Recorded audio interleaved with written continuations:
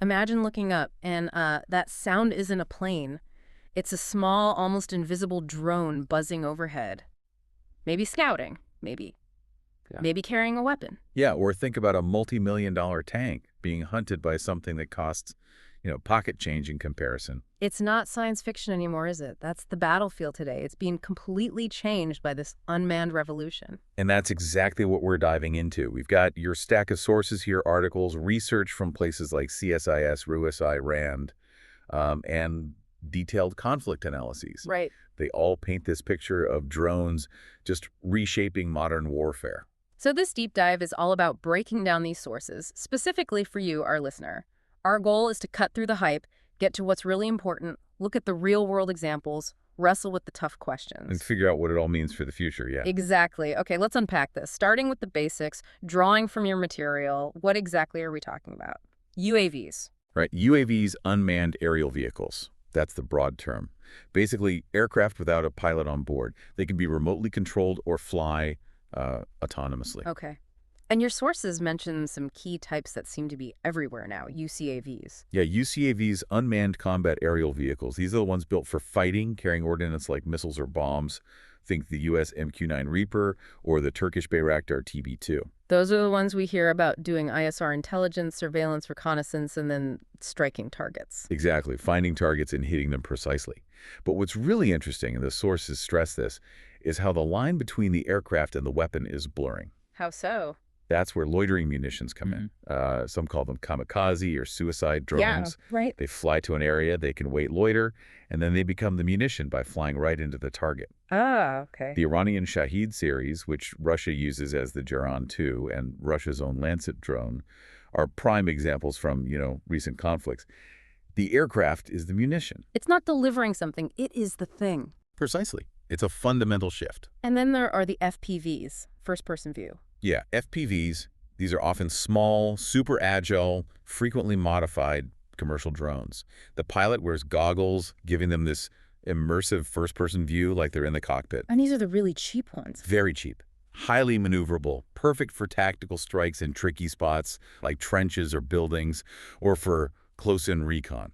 They're absolutely ubiquitous in Ukraine now, and because they're so accessible, non-state actors are using them widely too. So we've gone from simple recon drones back in the Gulf War to armed ones like the Predator, and now to this blurring of lines, these expendable weaponized drones. Exactly. And that shift immediately highlights something the sources really hammer home: the economics. Right, the cost. You mentioned that, Shahid. Yeah, a Shahid might cost, say, $20,000, but it can force the other side to fire an air defense missile that costs hundreds of thousands, maybe even millions. That's a huge imbalance. It's not just a price tag difference, it's a strategic problem. It completely changes the cost calculus of air defense. It's a massive strategic challenge. Okay, so beyond just blowing things up, what are the core capabilities, this drone toolkit? Well, ISR is still fundamental. Drones provide that persistent, real-time view. They've got amazing sensors, EOIR for day-night, thermal, See-through camouflage? yeah, and even specialized radar. Yeah. Your sources point to the Russian Orlan 10 as a real workhorse for this in Ukraine, constantly spotting targets for artillery. And the precision strikes we talked about with UCAVs like the Reaper or TB2. Right. But drones are also being used for logistics now. Larger ones can deliver supplies into risky areas without needing ground convoys. And electronic warfare, EW. Oh, absolutely. EW is a huge and rapidly evolving part of this. Some drones are built specifically to jam enemy communications or radar. Others intercept signals SIGINT. Okay. Sources mention Orlan 10s in Ukraine, often working with dedicated EW drones. It's this constant electronic cat-and-mouse game. And the FPVs do more than just strike. Definitely. Tactical recon, like flying into a building before troops go in, hitting very specific targets. Some reports even suggest they're being used to try and knock down other drones, like ramming them. Wow. And information warfare, propaganda. Yes, that's a big one. Drone footage, especially those strike videos from FPVs or TB2s, is incredibly powerful for shaping narratives for propaganda. Azerbaijan used it very effectively in the 2020 Nagorno-Karabakh conflict. Okay. But you mentioned one link that seems particularly crucial, drones and artillery. Yes, the sources really emphasize this symbiotic relationship. Drones are the eyes in the sky that make traditional artillery incredibly more effective.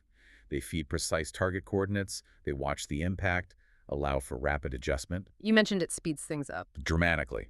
Sources from Ukraine suggest the time from spotting a target to hitting it with artillery went from maybe 30 minutes down to just 3 to 5 minutes. That's incredible. It basically turns dumb bombs or shells into precision weapons. Essentially, yes.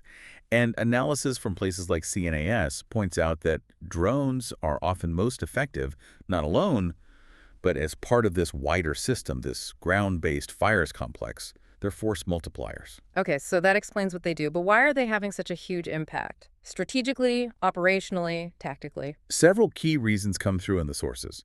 Cost effectiveness is, as we discussed, huge. Not just buying them, but flying and maintaining them is cheaper than manned aircraft. And they use commercial parts sometimes. A lot of them do, yeah. Uh-huh. Leveraging commercial supply chains means benefiting from massive economies of scale. Think again, $20 Shahed, maybe a few $100 for an FPV, versus millions for the planes or missiles to counter them. That makes sense. What else? Operational flexibility. Training pilots is often quicker. They can launch from rough fields, not just major air bases, and many have modular designs so you can adapt them quickly. And the risk factor. Reducing risk to your own people is a massive driver.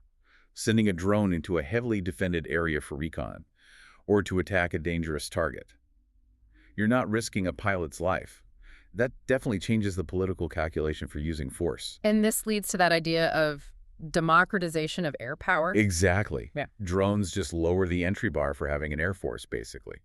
Smaller countries, even non-state groups, can now operate effectively from the air in ways that were impossible before. I think one source quoted Air Marshal Greg Stringer saying something like, Yeah, a drone, a laptop, and some imagination. It captures that accessibility perfectly. and it's fueled by readily available tech, batteries, sensors. Right, commercial off-the-shelf technology, plus things like 3D printing, enables incredibly rapid innovation and production.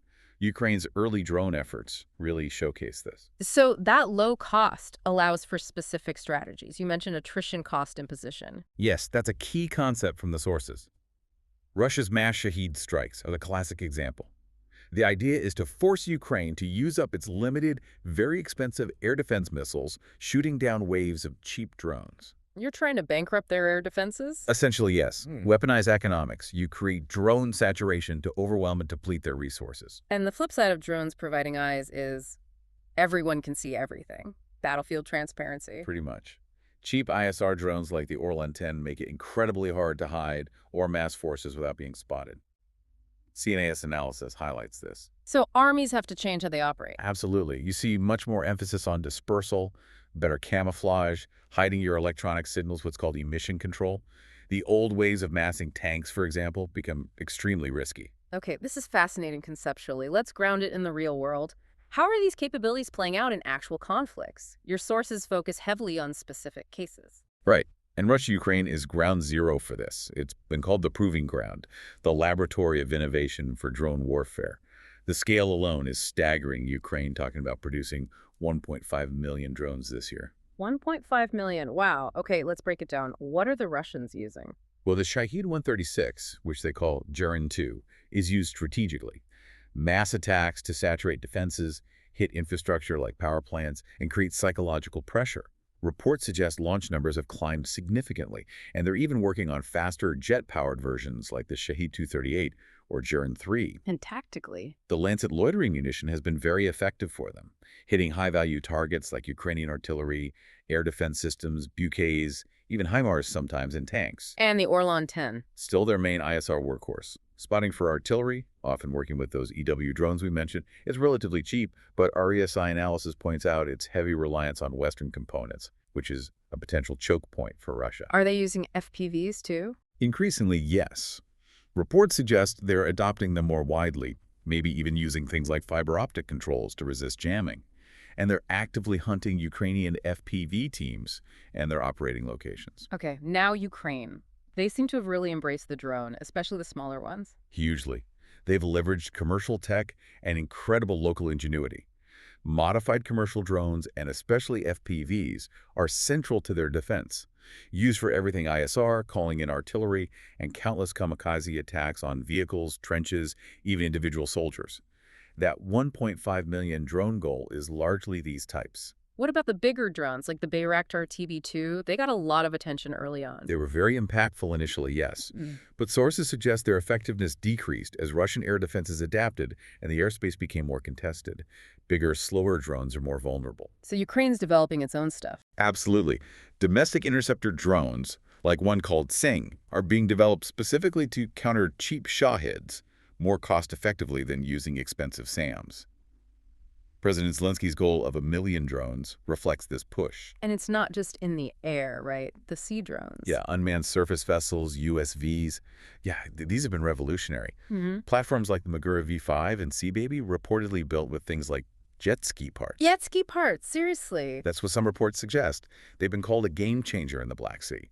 They've successfully attacked Russian warships, damaged the Kerch Bridge, and helped reopen grain export corridors. It's incredible innovation. And they're hitting targets deep inside Russia. Yes, with longer-range strike drones, targeting airfields, oil refineries, other infrastructure. Mm-hmm. Systems like the UJ-22 Beaver or the Punisher drone are examples. What about their production and adaptation? How are they managing that under fire? This is a key Ukrainian strength highlighted in the sources. They have this incredibly agile system. Dispersed workshops near the front lines for quick repairs and modifications based directly on soldier feedback.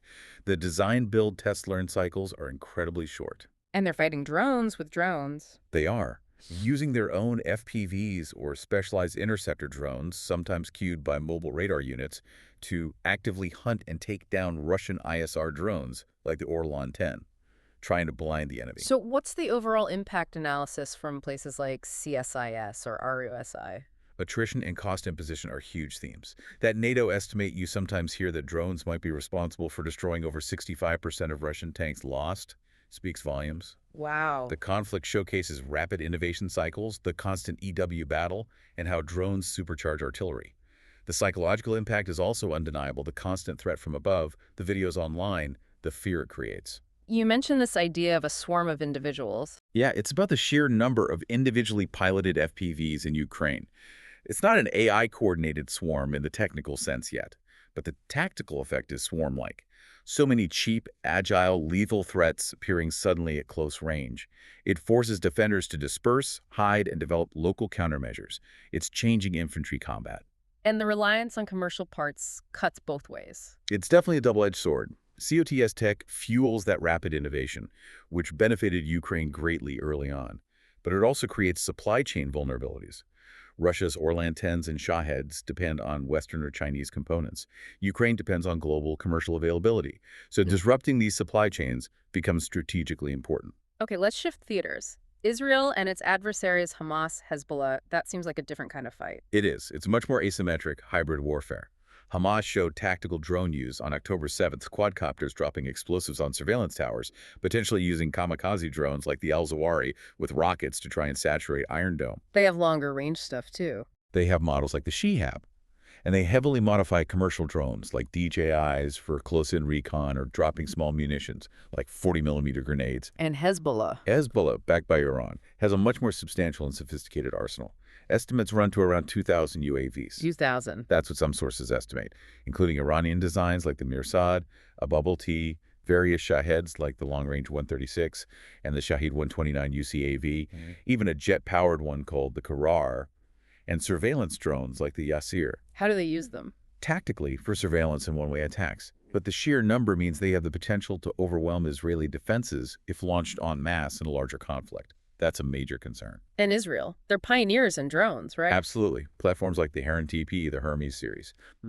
But their major focus now, given the threat, is heavily on counter-UAS, or CUAS. How does Iron Dome handle drones? It's been adapted, but it faces challenges. Swarms are difficult, certain flight profiles can be tricky, and there's that cost issue, again, firing an expensive Tamir missile, maybe $150,000, at a cheap drone isn't sustainable at scale. So they're building dedicated anti-drone systems. Exactly. Sources mention systems like Rafael's Drone Dome, Elbis Red Drone, IAI's radars, DSIT's naval systems like Enforce Air 2. What's the focus of these systems? Layered defense. Fusing data from multiple sensors, radar, cameras, RF detectors, using AI and machine learning for faster, more accurate detection and classification, especially of small, hard-to-spot drones, and crucially, developing cheaper ways to neutralize them. Cheaper how? Non-kinetic options. Directed energy lasers, high-power microwaves offer the potential for very low cost per shot compared to missiles. That's key to tackling the cost curve problem. So the analysis here highlights drones empowering groups like Hamas and Hezbollah. Significantly.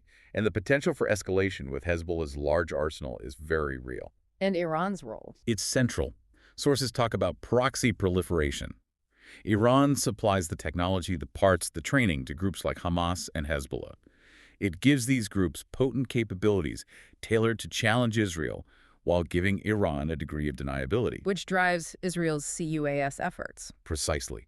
It's a constant CUAS arms race.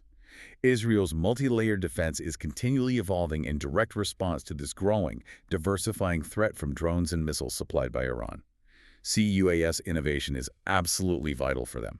Okay, let's go back to state-on-state conflict. Nagorno-Karabakh in 2020, that seemed like a wake-up call for many. It really was.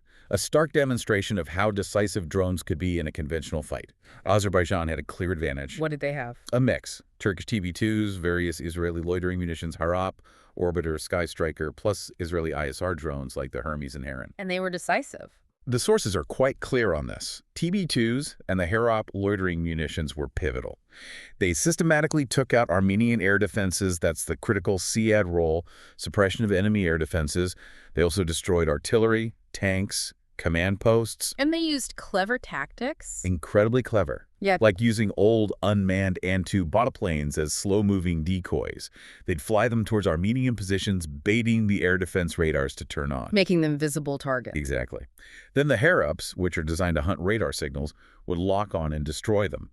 They effectively dismantled Armenia's air defenses piece by piece. And Armenia just couldn't cope. They failed to adapt, they lacked comparable drones, lacked effective EW, and crucially, they neglected basic defenses like camouflage and dispersal. Their forces were tragically exposed. So the analysis calls drones a linchpin. Decisive. CNAS and others highlighted how effective drones were for SEAD, and as part of that networked fires complex we talked about. It showed the severe consequences of failing to adapt what some call drone shock. Though some sources, like the EVN report, cautioned against overemphasis. Drones didn't win alone. They enabled Azerbaijan's combined arms approach to succeed, but they were absolutely critical enablers. Okay, a more recent and potentially worrying case. India-Pakistan, particularly the clashes in May 2025. Yes, this marked the first significant drone-on-drone engagement between these nuclear-armed neighbors. India's Operation Sindoor reportedly involved missile strikes, plus loitering munitions, like the Israeli Harpy or HARP they possess, hitting bases and air defenses. And Pakistan's response? Operation Banyan al-Marsis, they reportedly launched a large number. India claimed 300, 400 of drones, possibly including Turkish Songar quadcopters, targeting Indian positions along the line of control. But it was hard to tell what really happened. Very hard. Sources like ISIS highlighted significant misinformation and disinformation from both sides. A ceasefire was reached, but the underlying tensions and the new drone dimension remain concerning. This wasn't the first time drones were used on that border, though. No, Pakistan has previously been accused of using drones for surveillance and for dropping contraband weapons, drugs sometimes using swarm tactics or low-level night flights. What are the strategic implications here, according to the sources? It's seen as a new phase in how limited conflict might be conducted between them. Drones offer options for what's called calibrated escalation. Using force below the level of, say, sending manned fighter jets across the border. It's perceived as less escalatory, potentially offering deniability, but it's a very fragile concept. Because the risk of miscalculation is high. Extremely high, especially between nuclear powers. The perceived lower risk and deniability might actually embolden actions, increasing the chance of things spiraling out of control accidentally. It also risks normalizing frequent, low-level cross-border strikes, which erodes overall stability. And both sides are building up their capabilities. Definitely. Developing domestic drones, buying foreign ones, integrating AI, working on navigation that doesn't rely on GPS, encrypting communications. Their playbooks for drone warfare are clearly evolving rapidly in this specific context. So this calibrated escalation is tricky, and you mentioned the fog of drone war. Yeah, the ease with which drone footage can be shared, manipulated, or contested fuels information warfare. Disputed narratives make it incredibly difficult to establish ground truth during a crisis, which only increases that risk of miscalculation based on bad information. Okay, stepping back from these specific conflicts, the sources paint a picture of drones just Spreading everywhere, global proliferation. Absolutely. Libya, 2019, Turkish TB2s credited with shifting the balance there. Myanmar, the junta, using more advanced drones, reportedly from China or Russia, while the resistance adapts with FPVs, even claiming to shoot down helicopters with them. The RSF escalating drone use against critical infrastructure to pressure the army. Across Africa, the low cost and ISR need drives adoption. The Africa Center for Strategic Studies notes 9 countries producing drones, 9 with non-state groups using them. Ethiopia's use against the TPLF is another example. And non-state actors generally. ISIS, Houthis. They continue to weaponize commercial drones, DJIs, and others for recon, dropping grenades, kamikaze attacks. It's cheap, easy to get, requires minimal training, and it's low risk, high reward for them. And the capability of these commercial drones just keeps getting better. So that democratization of air power really extends down to these groups. It absolutely does, giving them aerial capabilities previously unimaginable for non-state actors. And there's a feedback loop. Yes, a drone feedback loop. Innovations developed in one conflict, like Ukraine's FPV tactics, spread rapidly. They get picked up by other states, by non-state groups, accelerating the pace of change globally. Okay, let's try to synthesize this, pulling together the big transformations driven by drones based on everything in these sources. Right. That democratization of air power and ISR is probably the biggest theme. Those old barriers, cost, tech, training, are just much lower now. And alongside that, the information warfare aspect, using drone footage to influence perception. Plus, the dual-use tech makes controlling proliferation incredibly difficult. And that transparency aspect you mentioned. Yes, the ubiquity of cheap ISR makes hiding harder, forcing tactical changes like dispersal. Cost-effectiveness versus traditional air power seems fundamental. It is.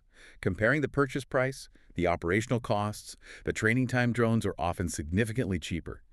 This allows for different risk calculations. You can afford to lose drones in ways you simply can't afford to lose manned jets and pilots. But they aren't replacing fighter jets yet. Not entirely, no. Current drones generally lack the speed, agility, payload, and self-defense of advanced fighters, especially in heavily contested airspace. They're vulnerable to jamming, cyber attacks, sophisticated air defenses. So the future's teaming. MUMT. Manned-on-manned teaming, yeah. That seems to be the direction many are heading. Manned aircraft working with drones, the drones acting as sensors, weapons platforms, EW jammers, decoys, scouts, extending the reach and survivability of the manned jet. And that brings us back to the core economic dilemma, the cost curve. Exactly. The cheap kills versus extensive intercepts. That $500 MPZ or $20 K Shahed versus the $150 K plus missile, it's economically unsustainable for the defender. This is the single biggest driver for developing cheaper CUAS, especially directed energy weapons, to bend the cost curve back in favor of the defense. And the impact of those cheap drones themselves, FPVs and loitering munitions at the tactical level. It's revolutionary. FPVs offer low-cost, agile precision targeting for small units. Tens of thousands used monthly in Ukraine. Loitering munitions like Lancet or Switchblade give over-the-horizon precision strike capability to lower echelons. So it changes close combat. Fundamentally. Small units get organic, responsive precision fire, less waiting for air support or artillery. It forces dispersal, camouflage, and local anti-drone measures. It speeds everything up. The democratization of precision fire. Precisely. Giving squad-level units capabilities that used to reside much higher up. Which makes countering them absolutely essential. The CUAS imperative. Urgent, yes.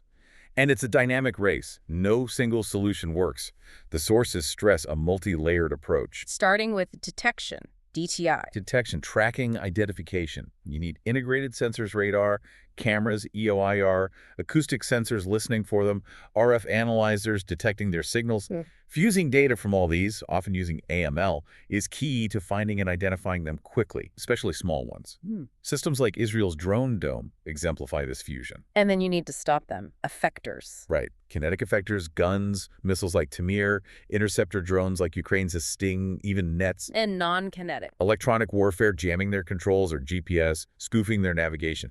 But jamming has limitations, like potential collateral effects and ineffectiveness against autonomous drones. Which leads to directed energy. DDW. Exactly. Lasers and high-power microwaves. They promise much lower cost per shot, which is crucial against swarms.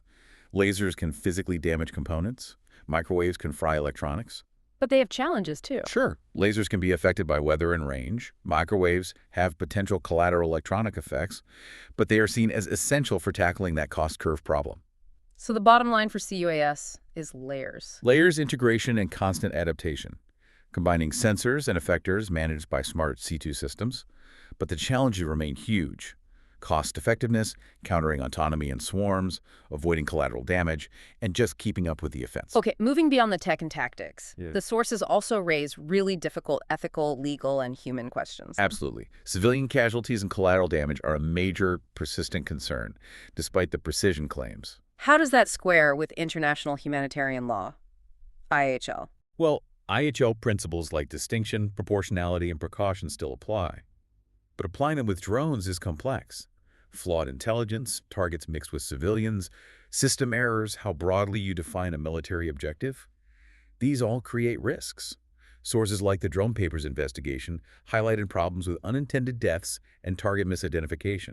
And urban warfare, like in Gaza, makes minimizing civilian harm incredibly difficult, even with precision weapons. The sources call this the precision paradox. Yeah, the idea that claimed technological precision doesn't automatically equate to better protection for civilians. The reality is shaped by intel quality, rules of engagement, human judgment under pressure, the fog of war. Sometimes that very precision might mask underlying risks or even lower the threshold for using force. And the psychological impact is not just on the ground, right? No, it affects the operators too, even though they're physically safe. Sources report significant operational stress, moral injury, even PTSD rates comparable to some frontline troops. There's this phenomenon called cognitive combat intimacy. Watching targets, sometimes for days or weeks, creates this disturbing familiarity. Then there's witnessing the graphic aftermath of strikes. Moral injury can come from feeling complicit in acts that conflict with one's values, especially if there's ambiguity about the target or civilian presence. And that constant shift work, going from remote combat back to family life within hours, is a unique stressor. And for civilians living under drone. That's immense psychological pressure, constant fear, anxiety. The sound alone creates anticipatory apprehension. PTSD-like symptoms are reported, disruption of daily life, avoiding gatherings. Some sources mention weddings, funerals. Tragically, yes. And this experience can breed resentment, anti-Western sentiment, and potentially fuel radicalization. General McChrystal noted this years ago. It's like a remote trauma. That's a good way to put it. Yeah. Affecting both a physically distant operator and the psychologically besieged civilian, all mediated through technology. What about accountability, sovereignty? Huge issues. Accountability for mistakes can be hard to pin down in complex, dispersed command chains, often obscured by secrecy. Using armed drones in another country without consent raises clear sovereignty questions. And the future with autonomous weapons. Laws. Lethal autonomous weapon systems, that's a major concern highlighted in the sources and at the UN. If a machine selects and engages a target without direct human command and makes a mistake, who's responsible? The programmer, manufacturer, commander. Is there a responsibility vacuum? And targeted killings outside war zones. Raises due process concerns, questions about summary execution without legal proceedings, especially if based on signature strikes or pattern-of-like analysis rather than positive ID. It seems like the tech is outpacing the rules. A governance gap. Exactly. The rapid advance of AI and autonomy is creating situations that existing legal and ethical frameworks, including IHL, struggle to address. That responsibility vacuum is a prime example. There's an urgent need for norms and laws to catch up. Some sources push back against focusing too much on the tech, right? Like that TNSR piece. Yeah, Michael Ferguson's argument. He cautions against a potential Western bias towards tech solutions, maybe underestimating the enduring importance of human factors like mass and will. The dream of clean, controllable machine war might be an illusion. Because war is fundamentally human. His point is that war is driven by human passions and politics. Technology doesn't change that core nature. Making war seem lower risk with machines might make it easier to start, but not necessarily easier to finish, or any less tragic. Human suffering remains central because outcomes often hinge on political will, which is human. So over-reliance on tech could be risky. It could lead to a disconnect from political goals, making wars harder to end well. It fosters an illusion of control. Believing tech makes war manageable overlooks its inherent chaos and human dimensions, leading to flawed assumptions and unintended consequences. Okay, so looking ahead, what are the key future trends emerging from these sources? AI, autonomy, and swarms are top of the list. AI is poised to enhance everything: navigation in GPS-denied areas, faster ISR analysis, quicker targeting. Fully autonomous targeting. That's the trajectory. AI identifying, prioritizing, engaging targets with minimal human input. It could radically speed up the kill chain, allow operations even when communications are jammed. And swarms. AI coordinating large numbers of drones to work together for saturation attacks, complex surveillance, overwhelming defenses. The US, China, others are heavily investing in this. AI can also help with drone cybersecurity and maintenance, and AI assisting human operators, not necessarily replacing them, is another key area: human-machine teaming. But the ethical questions remain huge. Massive, particularly around laws and maintaining meaningful human control over the use of lethal force, plus technical reliability and vulnerability to AI-specific attacks. The goal is decisional superiority. Yes, using AI and networked swarms to process information, decide, and act faster than the enemy can possibly react. It's about dominating the operational tempo through speed that surpasses human cognition. That's the race. What else is on the horizon? Hypersonics? Hypersonic drones flying faster than Mach 5. For ultra-fast, long-range ISR or strike, potentially bypassing current defenses. Very expensive and technically challenging, but countries are pursuing it. Though Ukraine's claimed Kinzhal intercepts show hypersonics aren't invincible. And MUMT, loyal wingmen. Manned-unmanned teaming. Yes. Manned jets controlling drone wingmen that extend sensors, carry weapons, jam, scout ahead, enhances the manned platform's capability and survivability. A bridge to full autonomy. Often seen that way, yeah. Yeah. Leverage autonomy's benefits while keeping humans in the loop or on the loop for critical decisions, especially lethal force. It builds trust and refines concepts. And bio-inspired designs. Drones like insects. It sounds futuristic, but yes. Biomimicry. Looking at nature birds, insects, fish for inspiration on flight, maneuverability, stealth, sensors. Like flapping wings. Potentially for better agility in complex spaces like cities or forests, maybe better efficiency or stealth. Mimicking natural camouflage sensor types.